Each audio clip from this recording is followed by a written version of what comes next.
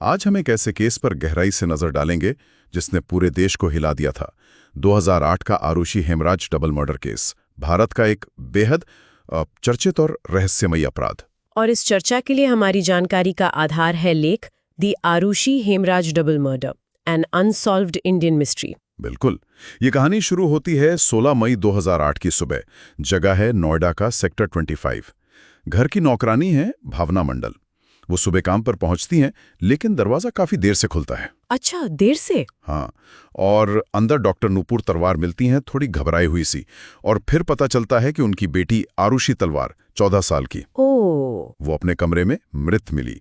बिस्तर पूरा खून से लथपथ था। एक भयानक दृश्य। और जैसा कि अक्सर होता है, जो व्यक्ति मौजूद नहीं होता शक उसी पे जाता है। उस वक्त घर का नौकर हेमराज गायब था। हाँ, तो शुरुआती शक सीधे हेमराज पर गया कि शायद वो हत्या करके भाग गया है। लेकिन ये पहेली तो बस शुरू ही हुई थी। बिल्कुल, क्योंकि अगले ही दिन 17 मई को एक और चौंकाने वाली खोज हुई। क्या मिला? वही नौकर हेमराज जो गायब था, उसका शव मिला घर की छत पर। घर की छत पर? हाँ, उसका सिर बुरी तरह कुचला हुआ था और शरीर भी सड़ना शुरू हो गया था। बाप रे, तो मतलब एक नहीं 2 हत्याएं, और दोनों घर के अंदर ही? सही। अब ये साफ हो गया कि ये एक डबल मर्डर केस है और शक की सुई पूरी तरह घूम गई। और यहीं से मुझे लगता है जांच की दिशा भी थोड़ी उलझनी शुरू हुई। हाँ बिल्कुल, शुरुआती पड़ताल में कुछ चीजें सामने आईं, जैसे दोनों की हत्या गला रेत कर की गई थी, शायद किसी तेज धार वाले हथियार से। और घर में जबरदस्ती घुसने के कोई निशान नहीं थे? नहीं, कोई साइन ऑफ फोर्स्ड एंट्री नहीं था। इससे ये अंदाजा लगा कि जो भी कातिल था वो घर के अंदर का ही कोई हो सकता है, या जिसे घर में आसानी से एंट्री मिल गई हो। और इसी माहौल में कुछ ही दिनों बाद यूपी पुलिस ने एक प्रेस कॉन्फ्रेंस की, और वो प्रेस कॉन्फ्रेंस बहुत ही विवादास्पद साबित हुई। अच्छा, क्या कहा पुलिस ने? उन्होंने दावा किया कि पिता डॉक्टर राजेश तलवार ने ही आरुषि और हेमराज को किसी आपत्तिजनक हालत में देख लिया था। क्या? और उसी गुस्से में आकर उन्होंने दोनों की हत्या कर दी। अरे, मतलब इतनी जल्दी, बिना ठोस सबूत के ऐसा दावा? ये तो... हाँ, ये दावा सुनकर सब चौंक गए थे और इसने पूरे केस को एक अलग ही दिशा दे दी। बहुत आलोचना हुई इसकी। होनी भी थी, शायद इसी वजह से फिर मामला सीबीआई को सौंपा गया। हाँ बिल्कुल, बढ़ते दबाव और विवाद के बाद केस सीबीआई को ट्रांसफर कर दिया गया। लेकिन यहाँ कहानी और भी पेचीदा हो गई। मतलब सीबीआई ने इस केस की 2 बार जांच की। 2 बार? हाँ, और सबसे अजीब बात यह है कि दोनों टीमों के निष्कर्ष एक दूसरे से बिल्कुल अलग थे। एक ही एजेंसी, 2 अलग-अलग नतीजे, ये कैसे हुआ? यही तो इस केस का एक बड़ा रहस्य है। देखिए, 2008 में जो पहली सीबीआई टीम थी, उन्होंने जांच के बाद तलवार दंपत्ति को लगभग क्लीन चिट दे दी।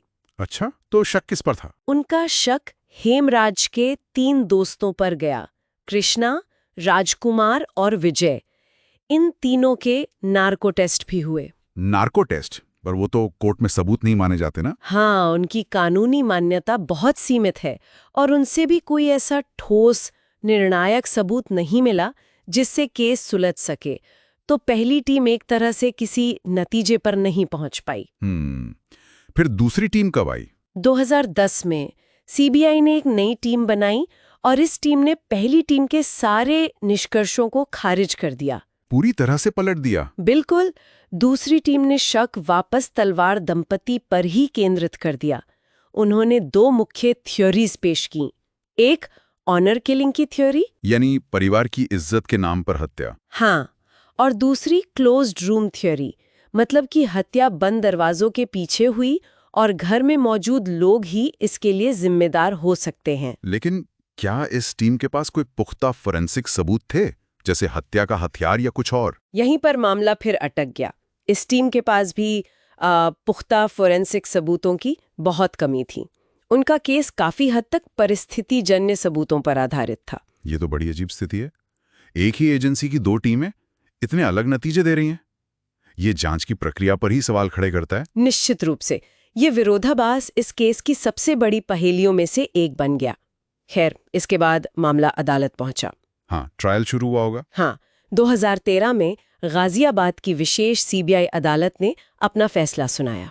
डॉक्टर राजेश और नूपुर तलवार को हत्या यानी धारा 302। और सबूत मिटाने का भी आरोप था शायद। हाँ, धारा 201। हाँ बिल्कुल, हत्या और सबूत मिटाने दोनों का दोषी पाया गया और उन्हें आजीवन कारावास की सजा सुनाई गई। आजीवन कारावास। ये तो बहुत बड़ा फैसला था। हाँ, लेकिन कहानियां खत्म नहीं हुई। नहीं, बिल्कुल नहीं। तलवार दंपत्ति ने इस फैसले के खिलाफ इलाहाबाद हाईकोर्ट में अपील की। और 2017 में इलाहाबाद हाईकोर्ट का फैसला आया। और उन्होंने क्या कहा? हाईकोर्ट ने निचली अदालत के फैसले को पलट दिया। उन्होंने तलवार दंपति को बरी कर दिया। बरी कर दिए? किस आधार पर? हाईकोर्ट ने अपने फैसले में साफ तौर पर कहा कि जो भी सबूत पेश किए गए थे वो परिस्थितिजन्य थे और उनमें काफी कमियां थीं।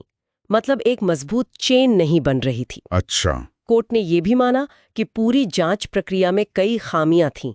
और सबसे अहम बात, कोर्ट ने कहा कि महज शक कितना भी गहरा क्यों ना हो, वो सबूत की जगह नहीं ले सकता। सही बात है, संदेह के आधार पर सजा नहीं दी जा सकती। बिल्कुल। तो तलवार दंपति बरी हो गए। तो फिर आज की स्थिति क्या है?